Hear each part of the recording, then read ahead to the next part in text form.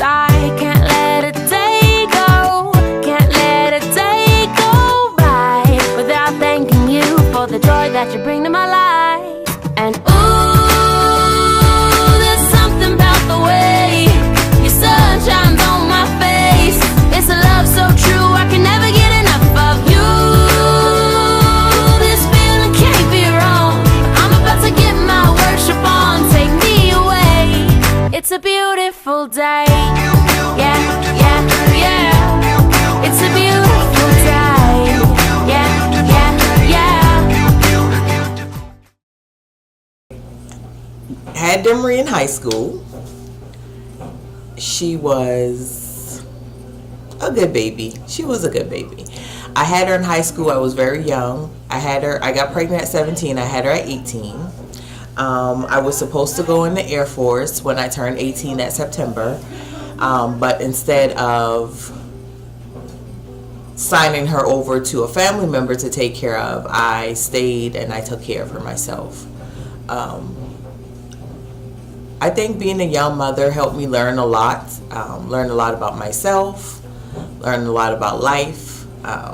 It definitely made me think about certain decisions that I had to make because I had to think about the baby that I had. But no, I always knew, because you were smart and independent at a very young age. Like when you were like 3 or 4, you would like climb up on the counter, fix your own food, fix your own sandwich and your own bowl of cereal. Like 3 or 4, you was making your own food. So you're very independent at a young age, even though you were the only child for 4 years of your life. You were very independent. And when I got pregnant with Jalen, after I had Jalen, you were helpful. You would help me with him all the time. You loved being a big sister. But I knew that you were going to do something. I know that you were going to be better than, not necessarily better than me, but go farther than I did as far as like education and things like that. Because you've never been left behind in school. So like if your grades were low, you would feel bad enough that you know you had to do something to bring it up. So you got good grades, so I didn't ever have a problem with that. You didn't ever like used to get in trouble too much in school. So yeah. And then after I saw like how you were interested in doing different things, like at first I used to be like, let me just want to do all kind of stuff just to get out the house because this is ridiculous. Like every time you look, she bring home talking about you want to sign up for this, you want to sign up for that, and I would sign you up for it, and you would do it. I mean, not for a very long time. You quit, you would stop wanting to go and stuff like that. But like you would do it, or you would want to do it. And the fact that you would want to do different things, whether it was to get out the house or not, that was something that I knew I would have had to instill in you to be a, great citizen of the society. Like you can't just be around here just not doing anything. It was the 100 Book Club challenge. So the goal was to try to read as many books as we could within the year. And I remember at times that class was particularly difficult because it was fourth period, the very end of the day, and then to ask a whole bunch of freshmen, okay, now let's sit down and read for an hour and a half or however long it was a monumental challenge. So there were times where not everybody wanted to be there. Not everyone wanted to be there. What I do remember from you is that you, even if you weren't wanting to be there, you generally did what I asked you to do. You were, you might get mad and roll your eyes and get frustrated, but you did what I asked you to do. And I think that having that reading, I really do believe that amount of reading kind of changes people's lives. I really believe that.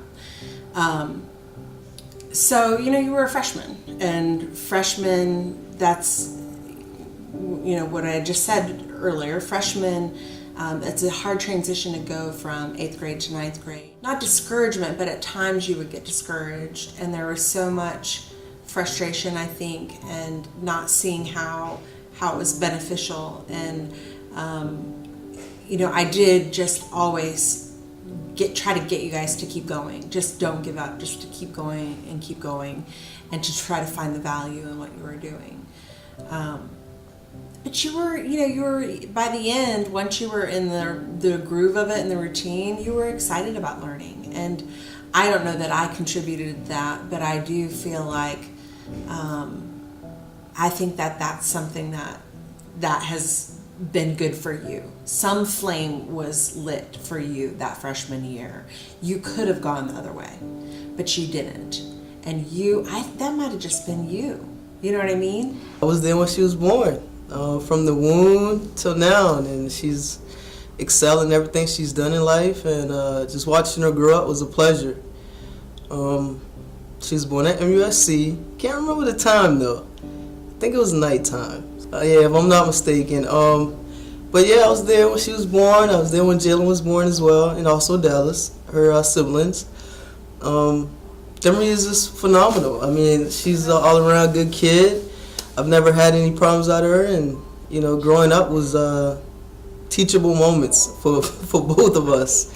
So that's always been a blessing. But I mean, she's amazing. I remember one Halloween, she dressed up as Baby Bop. And that was pretty cute. She was always into the cartoons growing up, so that was awesome. But teachable moments, I would have to say when she was in middle school. And she graduated and she was like, yay, it's the end of the world. And I'm like, no, baby, you got some more time to go. So that was a good moment. Or whatnot. So basketball, I'm definitely a basketball junkie, and so when she came to me, was like, hey auntie, I made the team, I want to play basketball, and I'm like, amazing, let's go. Like, let's go to the court, let's practice. The only way you get good at something is practice. Then we practice, and she excelled at that as well. I remember seeing her in the paper. That was a proud auntie moment. She was in the newspaper when she played tennis, and I got the article, and I still have that article right now in the scrapbook. That was an amazing moment, because it was like, I came from a very sporty background, per se. And when I saw that article, man, I shedded a tear. It was an awesome moment for me. I was proud of her, super proud.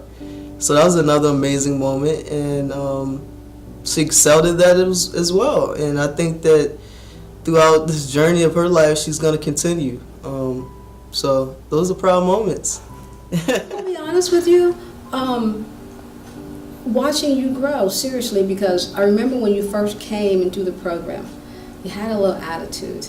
As maybe 10th grader, you had a little attitude, and it was just a thing for the teenagers to do, simply because we didn't understand each other.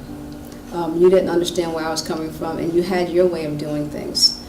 And but when I gave you the opportunity to become the voice for Goose Creek High School Weather Department, I saw whereas you actually loved it.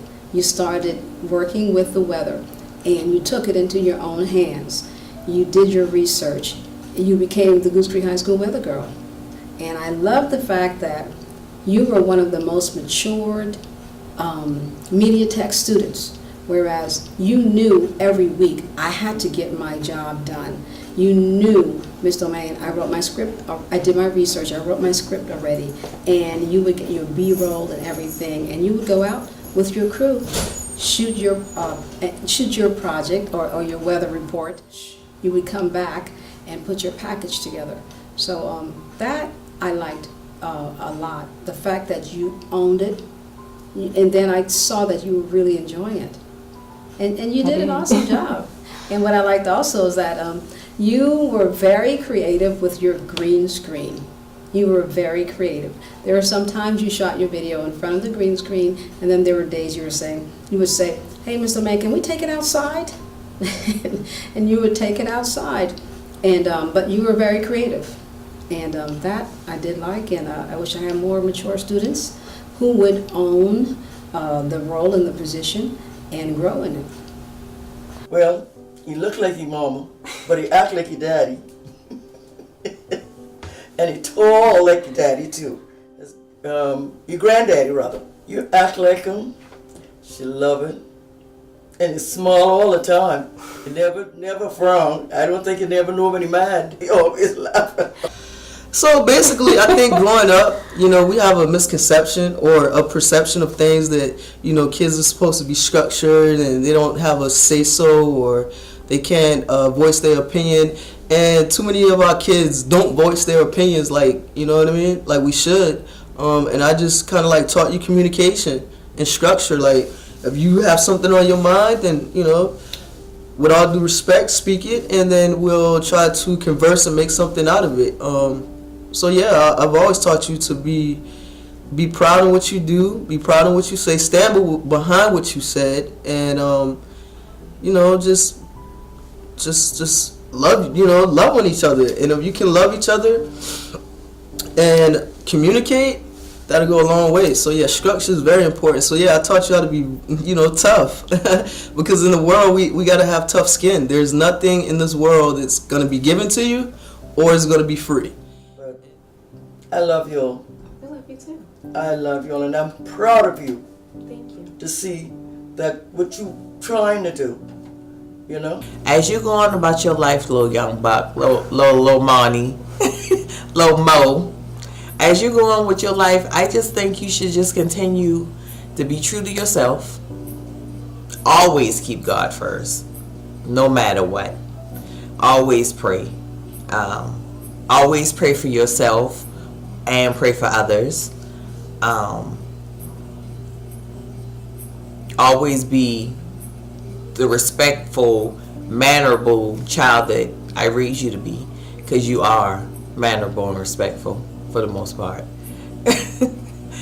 and just be true to Demery. Like, just know who you are, and don't let nobody change you. Don't let anybody tell you different, tell you that what you can't do, because you already know what you can do, because you done overcome so many obstacles and you just 21. So you know what you are capable of doing in life. So go further than that. Go further than what you know you're capable of.